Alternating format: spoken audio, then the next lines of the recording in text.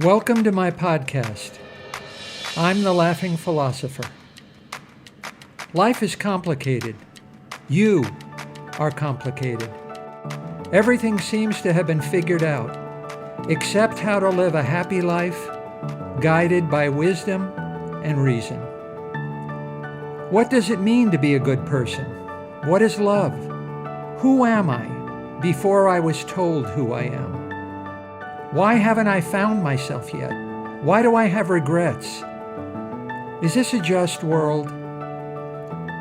Almost from the moment of birth, we've been told how to behave, how to fit in, and how to fulfill other people's expectations. We grow to fear that we will lack importance or cease to exist in the lives of others if we think for ourselves and question the rules and roles that we've been told define us. Only when wisdom and reason removes this illusion can we live authentically in the world around us and become our real selves. Episode number 22. Are you happy and unhappy? At last, human behavior has been solved. Why do people behave as they do? You may believe that everything happens for a reason. But the truth is, everything happens for no reason. Apple trees apple. The third planet from the sun peoples, and human beings think, feel, and act. Frankly, there is nothing more to say. To be sure, there are causes and effects that describe how muscular actions, feelings and emotions, and thoughts and ideas happen. But there is no explanation of why we act, feel, and think as we do. Apples just grow on apple trees. The planet Earth just grows people, and people just grow thoughts, feelings, and actions. The how we know, the why is still a mystery. Schopenhauer put it this way: you can do what you want, but you can't want what you want. Yet, human beings have a deeply held emotional need to believe that they are logical and rational creatures, and to believe that there are reasons which drive and explain and even justify why we behave as we do.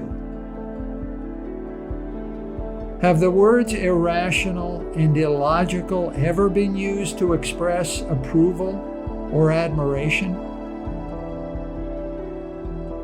First, people behave, and only then, later, do they invent explanations that ascribe one's actions to beliefs and principles that superficially appear reasonable and valid, but that actually are unrelated to human nature and the unconscious instincts and motives that drive human behavior.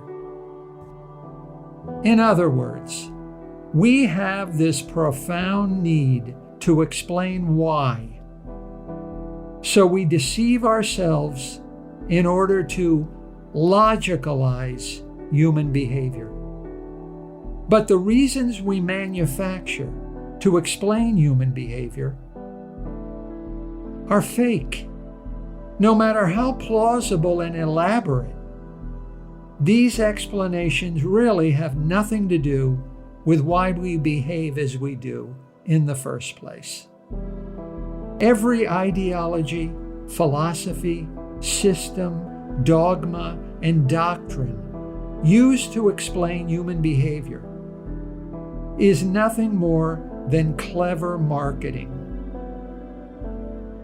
An error in logic that accepts as a cause something that occurred later in time.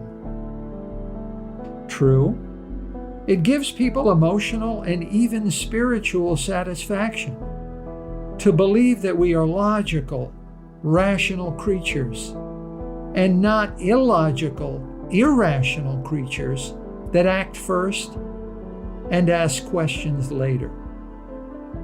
But human beings are no more rational, and human behavior is no less irrational than an apple growing on an apple tree. Why does everyone struggle to live a good life, but no one knows what is a good life? Why does everyone struggle to live a happy life, but no one knows what is happiness? Why have we figured out everything else except how to live? If you don't know where you're going, why you're going, and what you expect to find when you get there, any road you choose is the right road. In order to be happy and to go on living a life of meaninglessness, normlessness, powerlessness, alienation, and self-estrangement, we have no other choice but to deceive ourselves. We freeze life. We didn't choose to be born, but now we are condemned to freedom and condemned to choose how to live. So we freeze life into two mutually exclusive, opposed contradictions and force a choice between them.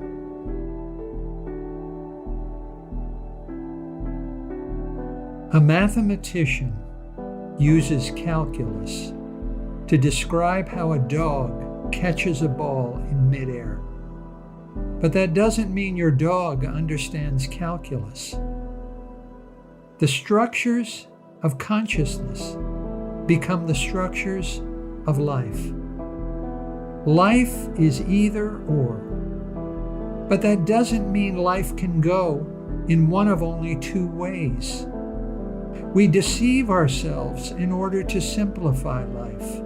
And the more simple you are, the more simple you think life ought to be. But water, ice, and steam are different from each other, but the same thing. H2O.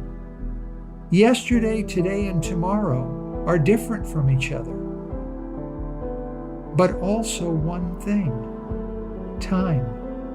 Hot and cold, right and left, up and down, life and death are both different and one and the same thing. Out of many, one. We have no reason to expect life to conform to the simple rules of our understanding. But our vanity demands that we make it so. We deceive ourselves that no life can be a contradiction. A life cannot be both happy and not happy. And every life must either be happy or unhappy. In other words, happiness is the absence of unhappiness. Pleasure and pain are a contradiction. To be happy is to not experience pain, but to experience pleasure. Good and evil are a contradiction. To be good is to not be evil, or the absence of evil.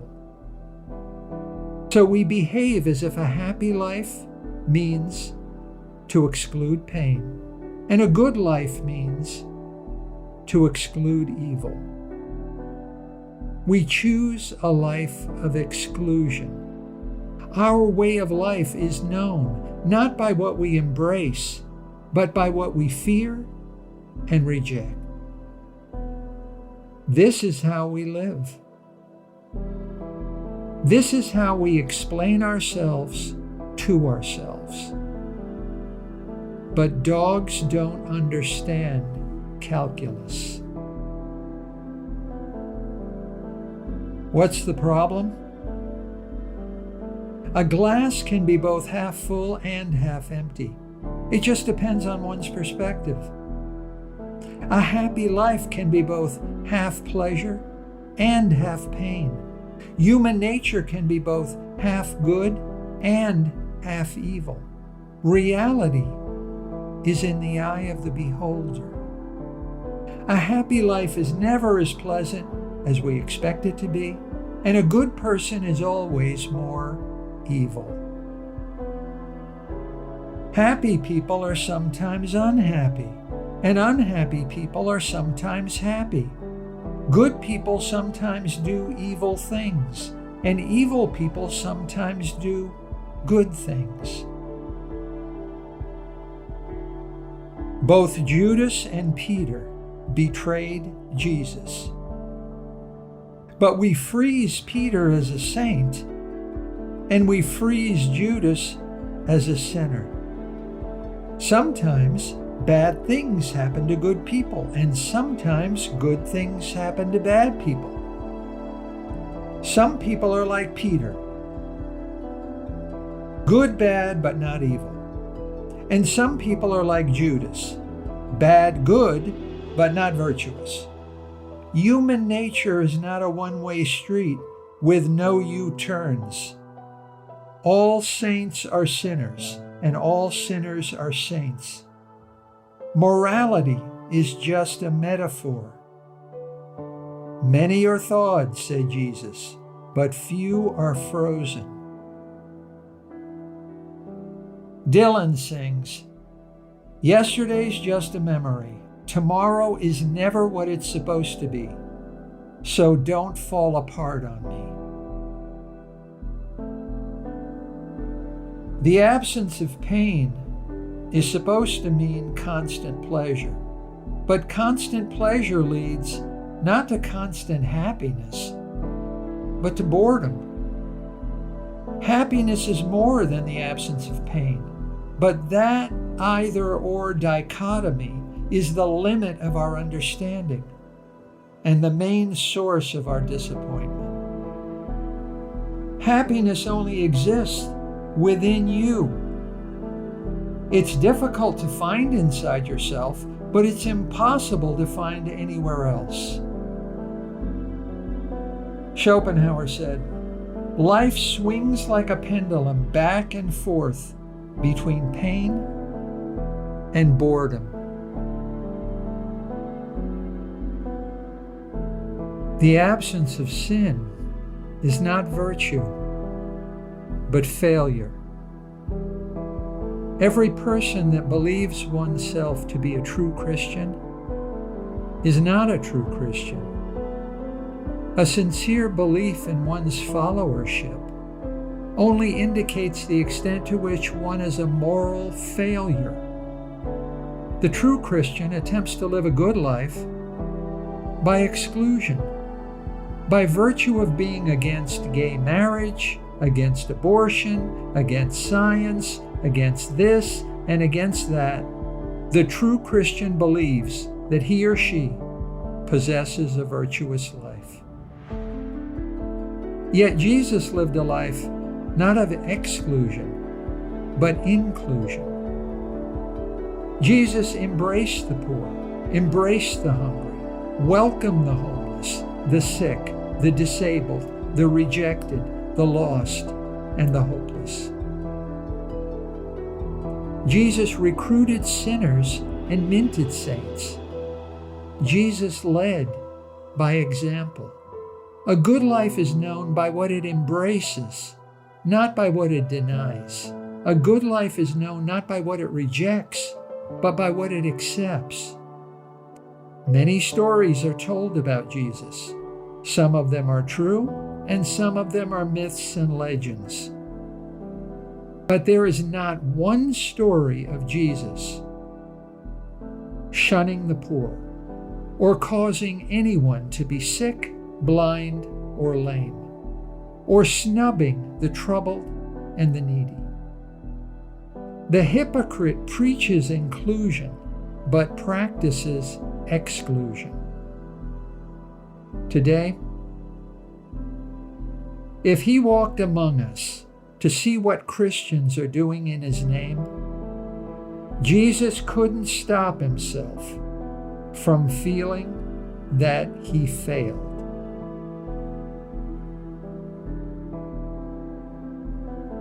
Schopenhauer said, "Pleasure is never as pleasant as we expect it to be, and pain is always more painful. If you don't want to be miserable, then don't expect to be happy. The more we consume of our worldly desires, the more hungry we become. No one has ever said, 'I have enough money. I have enough fame. I have enough power. I don't want more.'" Schopenhauer said, "We follow our futile aims as we blow a soap bubble, as long and as large as possible, although we know perfectly well that it will burst." To possess something deeply desired is to discover how worthless it is. Don't freeze your life into a choice between either or. Think about what you have. Start thinking about what you really need, and you will stop thinking about what you lack. This is your first step toward a larger world.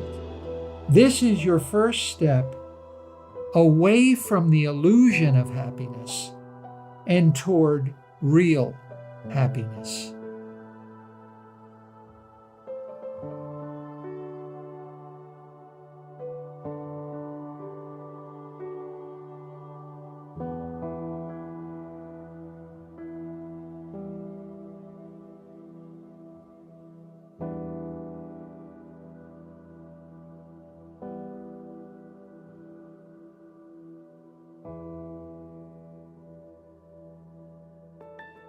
Hi, I'm Dr. Robert Corey, the Laughing Philosopher.